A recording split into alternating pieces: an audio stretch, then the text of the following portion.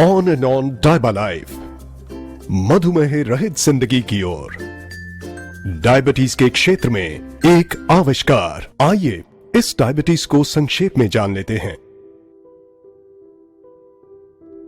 Diabetes mellitus या मधुमेह एक चयापचयी विकार है जो इंसुलिन स्राव की गड़बड़ी या इंसुलिन प्रक्रिया में गड़बड़ी या फिर दोनों ही वजहों से होता है। डायबिटीज पैनक्रियाज का विकार है। पैनक्रियाज इंसुलिन नामक एक पदार्थ को खून के अंदर रिलीज करता है, जिससे शरीर को ग्रहण किए गए खाद्य पदार्थों में से शर्करा व कार्बोहाइड्रेट्स को ग्रहण करने में मदद मिलती है। डायबिटीज कोई बीमारी नहीं है, बल्कि एक चयापचयी विकार है। किसी व्यक्ति को जब डायबिटीज होता है तब या तो उसके पैनक्रियाज इंसुलिन बनाते ही नहीं है, या फिर अपर्याप्त मात्रा में इंसुलिन बनाते हैं, या फिर इंसुलिन बनता तो है परंतु ठीक तरीके से अपना काम नहीं कर पाता। डायबिटीज से होने वाली कई गंभीर परेशानियां हैं, जैसे हृदय रोग, पैरों में संक्रमण, लैंगिक समस्याएं, अल्जाइमर रोग, स्ट्रोक, मसूड़ों के रोग, सुनने में दिक्कत, स्नायु रोग, घाव का देर से भरना, दृष्टि दोष, किडनी व ब्लैडर फेलियर और गर्भावस्था की पेचीदगी इत्यादि।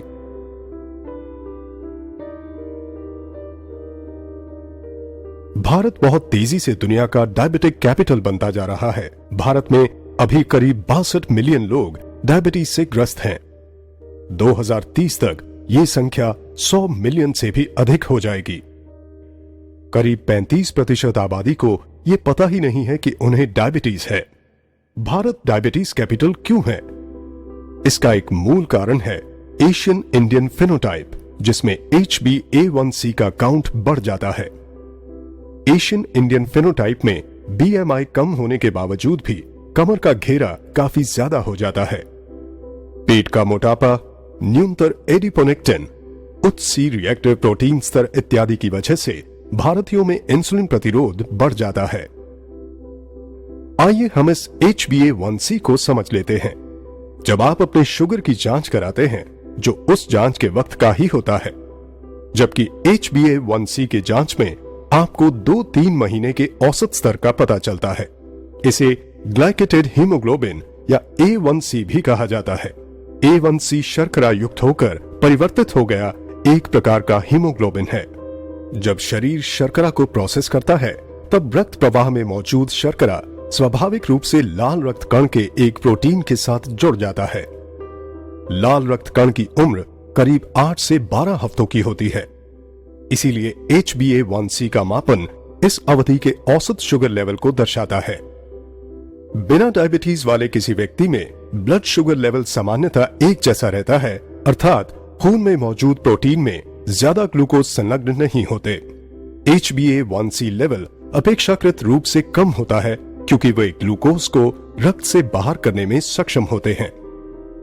लेकिन डायबिटीज ग्रस्त लोगों में शरीर शर्करा को रक्त से बाहर करने में सक्षम नहीं होता है और परिणाम स्वरूप ग्लूकोज खून में ही रह जाता है।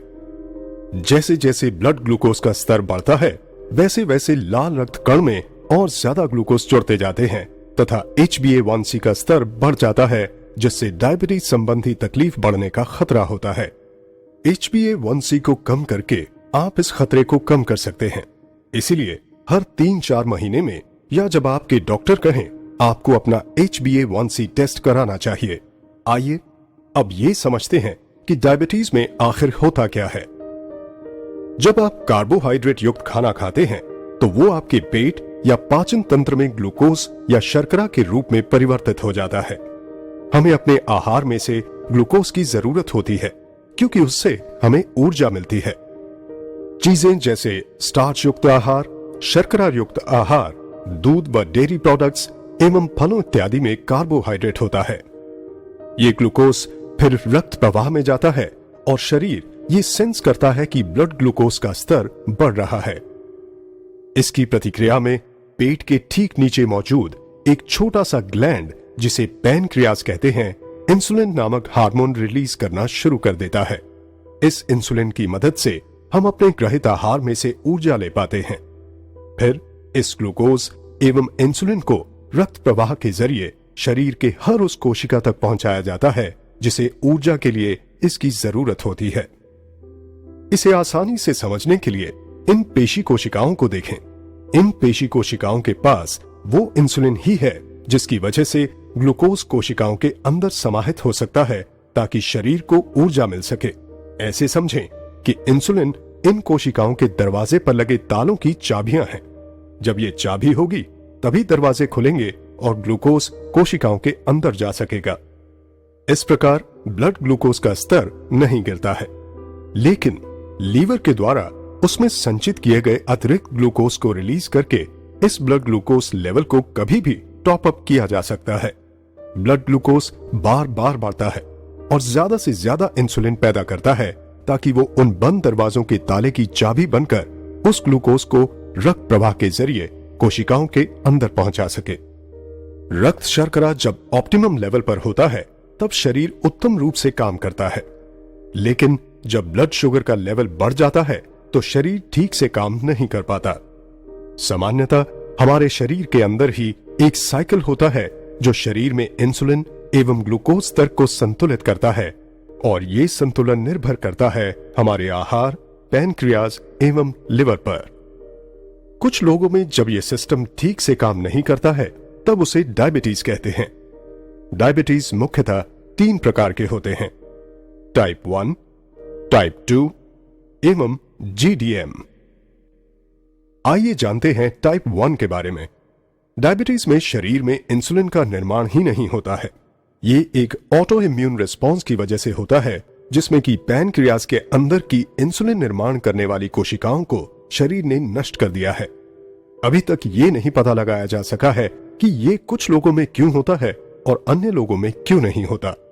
कुल डायबिटीज की आबादी का करीब 10% टाइप 1 डायबिटीज होता है। ज्यादा करके ये 40 साल से कम की उम्र में ही हो जाता है और बचपन में होने वाली डायबिटीज का ये एक मुख्य प्रकार है। आइए अब बात करते हैं टाइप 2 डायबिटीज की। डायबिटीज मधुमेह पीड़ितों की कुल आबादी का करीब 90% होता है। पाश्चात्य देशों एवं गोरे लोगों में ये 40 साल की उम्र के बाद होता है, जबकि एशियन एवं भारतीय मूल के लोगों में ये 25 साल की उम्र के बाद हो सकता है। टाइप 2 डायबिटीज थोड़ा जटिल है क्योंकि इसमें अनेक प्रक्रियाएं जिम्मेदार हैं। इसमें या तो शरीर पर्याप्त इंसुलिन नहीं बना पाता है या फिर बना हुआ इंसुलिन ठीक से काम नहीं करता है। ये शरीर का वजन अधिक होने से भी हो सकता है। चर्बी की वृद्धि की वजह से इंसुलिन अपना कार्य सही तरीके से नहीं कर पाता, लेकिन ये सही वजन वाले लोगों को भी हो सकता है। टाइप 2 डायबिटीज में कार्बोहाइड्रेट युक्त आहार पेट एवं पाचन तंत्र में सामान्य रूप से ही ग्लूकोज में परिवर्तित होता है। फिर वो ग्लूकोज रक्त प्रवाह में जाता है। पैनक्रियाज इंसुलिन का निर्माण शुरू कर देता है जो ग्लूकोज के साथ रक्त प्रवाह के जरिए शरीर के उन सभी कोशिकाओं तक प्रवाहित होता है जिन्हें ऊर्जा के लिए ग्लूकोज की जरूरत होती है। परंतु यहां ग्लूकोज किसी भी तरीके से कोशिकाओं में प्रवेश नहीं कर पाता है क्योंकि उनके दरवाजों के ताले चर्बी जमा हो जाने की वजह से अवरुद्ध हो जाते हैं। अर्थात इंसुलिन भी उन कोशिकाओं के दरवाजों को ठीक से खोल नहीं पाता और इस वजह से शरीर में शुगर लेवल बढ़ता जाता है। इसके प्रतिक्रिया में पैनक्रियाज और ज्यादा इंसुलिन का निर्माण करता है, अतः रक्त शर्करा का स्तर बढ़ने लगता है और इंसुलिन का स्तर भी बढ़ता जाता है। ये स्थिति और भी ज्यादा जटिल हो जाती है जब ऊर्जा के लिए व्याकुल कोशिकाएं लिवर को इमरजेंसी सिग्नल भेजने लगती हैं ताकि लिवर अपने संग्रहित ग्लूकोज को रिलीज करे। इस प्रकार ब्लड शुगर का स्तर और भी बढ़ता है और पैनक्रियाज और ज्यादा इंसुलिन बनाती रहती हैं। पैनक्रियाज ये काम तब तक करती रहती हैं जब तक वो थक ना जाएं और ऐसे में अंततः वो क्षतिग्रस्त हो जाती हैं। टाइप 2 डायबिटीज के लक्षण बड़ी देर से प्रकट होते हैं और कुछ लोगों में तो इसका कोई लक्षण प्रकट ही नहीं होता है। यही कारण है कि टाइप 2 डायबिटीज से ग्रस्त लोग 10 साल तक भी बिना किसी लक्षण के हो सकते हैं।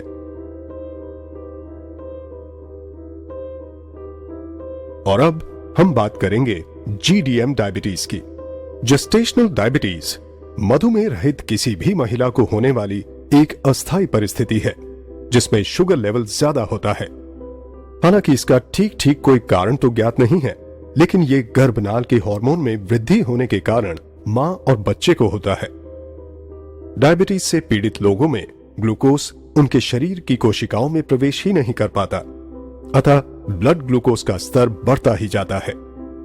शरीर प्रतिरक्षा के तौर पर किडनी के जरिए इस ग्लूकोज के स्तर को कम करने की कोशिश करता है या फिर छुटकारा पाना चाहता है, और यही कारण है कि डायबिटीज वाले लोग बार बार पेशाब करने जाते हैं, क्योंकि किडनी खून के बाद ग्लूकोज को फिल्टर करती है और इसमें बहुत सारा पानी लेती है, जिसके कारण डायबिटीज वाले लोगों को बार बार प्यास लगती है। उनके पेशाब में बहुत सारा ग्लूकोज होता है, जिससे बैक्टीरिया को पनपने के लिए अनुकूल परिवेश मिलता है। इसीलिए अक्सर ऐसे में योनि संक्रमण व खुजलाहट होती है। इसी प्रकार रक्त में भी ग्लूकोज की मात्रा काफी अधिक होती है, जिसकी वजह से ताजे जख्मों पर सामान्य से ज्यादा बैक्टीरिया पैदा होते हैं और जख्म भरने में देरी होती है। ग्लूकोज आंखों के आगे लेंस में भी जमा हो सकता है, जिससे लेंस के अंदर का तरल धूमिल हो जाता है। इसकी वजह से डायबिटीज ग्रस्त कुछ लोगों को धुंधला दिखाई देता है, चूंकि ग्लूकोज शरीर की कोशिकाओं में पहुंच ही नहीं पाता, जिससे कि शरीर को ऊर्जा नहीं मिल पाती है और परिणाम स्वरूप डायबिटीज वाले लोगों को ज्यादा थकान महसूस होती है और वो अपने दैनिक कार्यों को करने में भी असमर्थ महसूस करते हैं। लेकिन वहीं दूसरी ओर शरीर को काम करने के लिए ऊर्जा की निरंतर जरूरत होती है। ऐसी स्थिति में ऊर्जा पाने के लिए शरीर अपने अंदर संग्रहित वसा को तोड़ना शुरू कर देता है, और यही कारण है कि डायबिटीज में शरीर का वजन कम होने लगता है। इस प्रकार डायबिटीज के मुख्य लक्षणों पर एक नजर डालें तो वो हैं बार बार पेशाब के लिए जाना, ज्यादा प्यास लगना, योनि संक्रमण एवं खुजलाहट, जख्म का देर से भरना, धुंधली दृष्टि होना, थकान महसूस करना एवं वजन में कमी होना।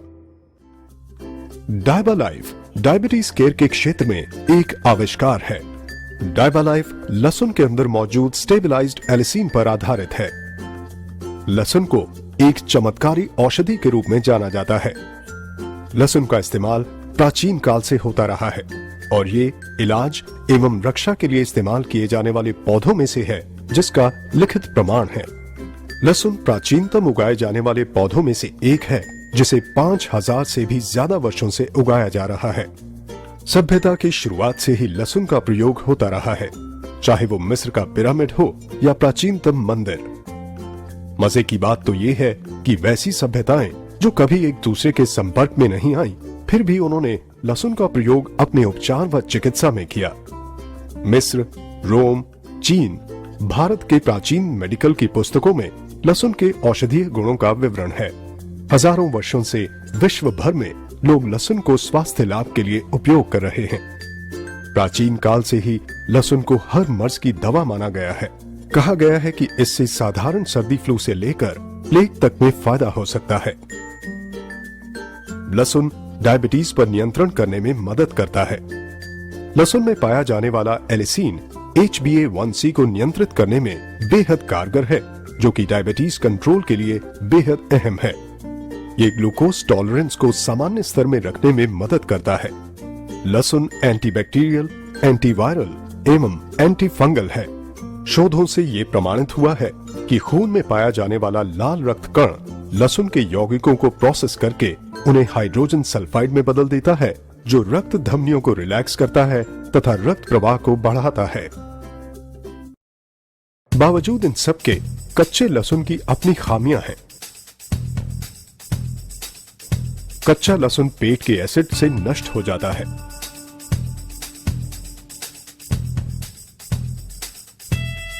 ये आंतों के एपिथेलियल कोशिकाओं द्वारा अपघटित हो जाता है।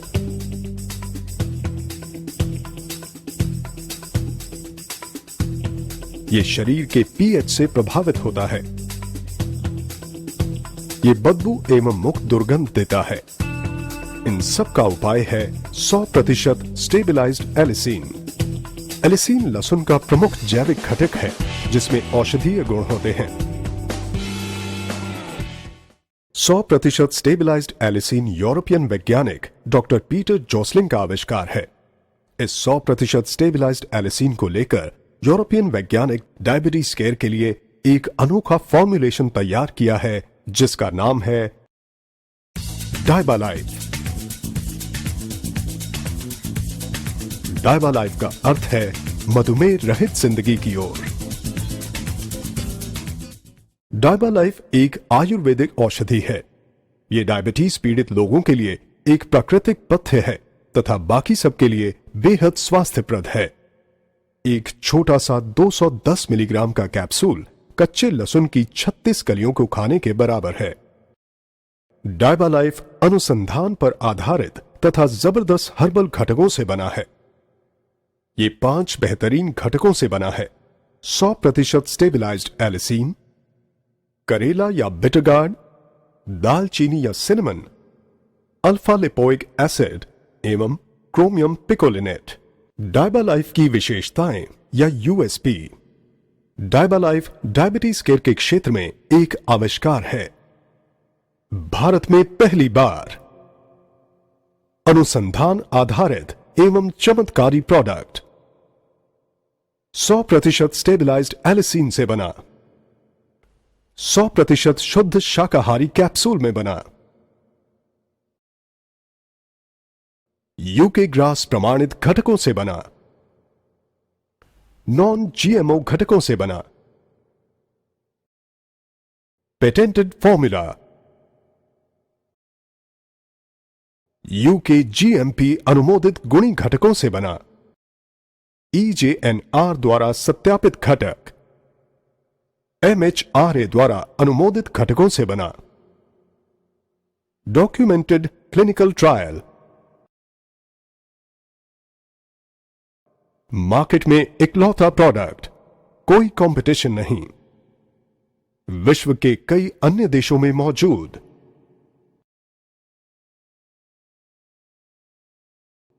पूरी तरह से प्राकृतिक, कोई दुष्परिणाम नहीं। डायबालाइफ डायबिटीज के लिए खास तौर पर बनाया गया हमारा पहला फॉर्मूला है। इसके अंदर अनेक घटक हैं, लेकिन एलिसिन स्पष्टतः मुख्य घटक है जो टाइप 1 एवं टाइप 2 डायबिटीज में बेहद प्रभावी है। HbA1c को नियंत्रित करने में एलिसिन बेहद कारगर है। HbA1c हीमोग्लोबिन के साथ जुड़ने वाले ग्लूकोज का मापन है जो डायबिटीज कंट्रोल के लिए बिल्कुल अहम है। डायबालाइफ में मौजूद दूसरे अन्य घटक भी बेहद फायदेमंद हैं जो शरीर में इंसुलिन प्रतिरोध को कम करने में मदद करते हैं तथा ग्लूकोज टॉलरेंस की सामान्य स्थिति को सुनिश्चित करते हैं। डायबालाइफ का उद्देश्य प्री डायबिटिक लोगों को डायबिटीज से बचाना है। डायबालाइफ पाचन प्रक्रिया में से ज्यादा न्यूट्रिएंट व विटामिन अवशोषित कराता है तथा इंसुलिन प्रतिरोध को कम करता है जिससे कि प्री डायबिटिक स्थिति में कमी आती है। डायबालाइफ सबके लिए फायदेमंद है। डायबालाइफ ब्लड शुगर के लेवल को कम करने में मदद करता है। डायबालाइफ कोलेस्ट्रॉल को नियंत्रित करने में मदद करता है। डायबालाइफ इम्यूनिटी या प्रतिरक्षा को बढ़ाता है। डायबालाइफ ब्लड प्रेशर को नियंत्रित करने में भी मदद करता है। डायबालाइफ का R&D एवं प्रोसेसिंग अत्याधुनिक तकनीकी युक्त संयंत्रों में किया गया है।